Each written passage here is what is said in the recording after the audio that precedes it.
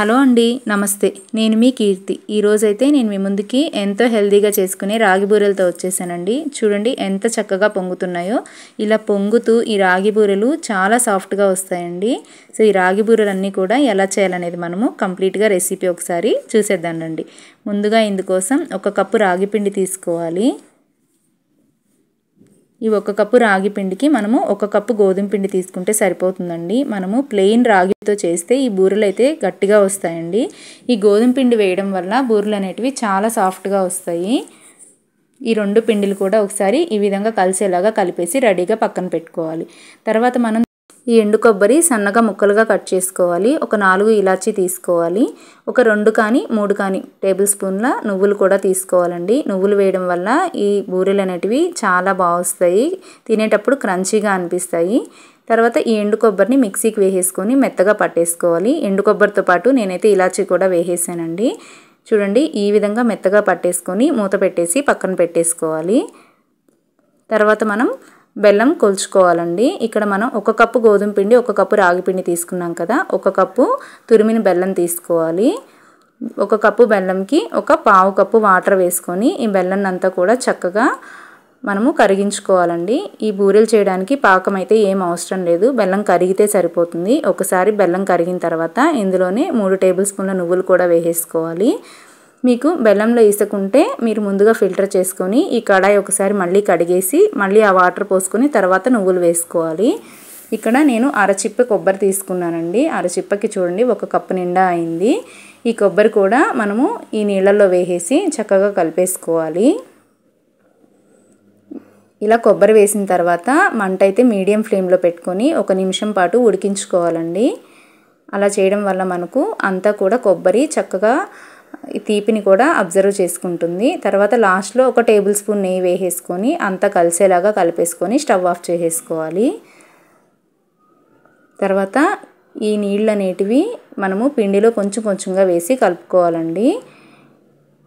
వేడి మీద ఉన్నప్పుడే ఈ ప్రాసెస్ అంతా కూడా చేసేసుకోవాలి. మనకు చల్లారిపోతే మళ్ళీ పిండి సాఫ్ట్గా రాదండి. మనము చేతులు పెట్టలేం కాబట్టి కొంచెం కొంచెంగా గరిటెతో వేసుకుంటూ పిండిలో అంతా కూడా కలిసేలాగా కలుపుకోవాలి. మొత్తం ఒకటేసారి కాకుండా కొంచెం కొంచెంగా వేసుకుంటే పిండి అనేది చక్కగా కలుస్తుంది.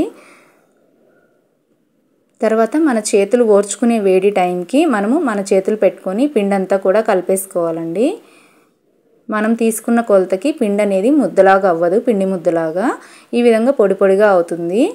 మనము ఈ పిండిని అంతా కూడా ఒక పిండి ముద్దలాగా చేసుకోవాలండి. నీళ్ళైనా వేస్ట్ చేసుకోవచ్చు, పాలైనా వేస్ట్ చేసుకోవచ్చు. పాలు వేస్ట్ చేసుకుంటే ఈ పిండి అనేది చాలా సాఫ్ట్గా వస్తుంది. నేనైతే ఇక్కడ కాచి చల్లార్చిన పాలు తీసుకున్నానండి.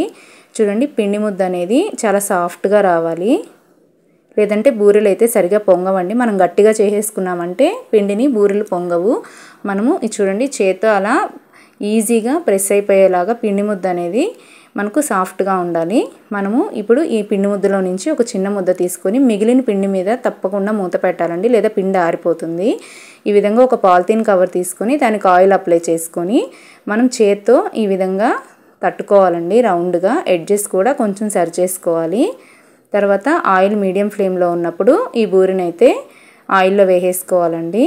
మనము డైరెక్ట్గా బూరెనైతే గరిటెతో టచ్ చేయకూడదు, తాకూడదండి. మనము ఈ విధంగా ఆయిల్ అనేది మనము బూరె మీదకి లైట్గా అలా తోస్తూ ఉండాలి. అప్పుడు బూరె అనేది చక్కగా పొంగుతుంది. చూడండి బూరె ఎంత చక్కగా పొంగుతుందో. ఒకవైపు కాలిన తర్వాత మరోవైపు తిప్పుకోవాలండి. ఎక్కువసేపు కాల్ చేసుకుంటే మన కలర్ అర్థం కాక నల్లగా అయిపోతాయి. కొంచెం మీడియంగా గోల్డెన్ షేడ్లో వచ్చిన వెంటనే తీసేసుకుంటే సరిపోతుంది. చాలా సాఫ్ట్గా వస్తాయండి ఈ బూరెలు అయితే. మనం గోధుమ పిండి వేయడం వల్ల అంత సాఫ్ట్గా వస్తాయి. నేనైతే మరొక బూరె కూడా తట్టి చూపిస్తున్నాను. ఇందాకట్లాగే సేమ్ ఇలాగే రౌండ్గా తీసుకొని తట్టుకోవాలండి. ప్రతిసారి పిండి ముద్ద తీసుకున్నాక మిగిలిన పిండి ముద్ద పైన ఖచ్చితంగా మూత పెట్టుకోవాలి. ప్రతి బూరె చక్కగా పొంగుతుందండి. ఒకవైపు కాలిన తర్వాత మరోవైపుకి తిప్పేసుకోవడమేనండి. మిగిలిన బూరెలన్నీ కూడా ఇదే విధంగా చేసేసుకోవాలి. ఎంతో హెల్తీగా చేసుకునే ఈ రాగి బూరెలు మీరు కూడా తప్పకుండా ట్రై చేయండి. ఇందులో పచ్చి కొబ్బరి కూడా వేసుకోవచ్చండి, కానీ ఎక్కువ రోజులు మనకు నిలవ ఉండవు అవి. అందుకనేసి ఎండు కొబ్బరి వేసుకుంటే చాలా బాగుంటుంది.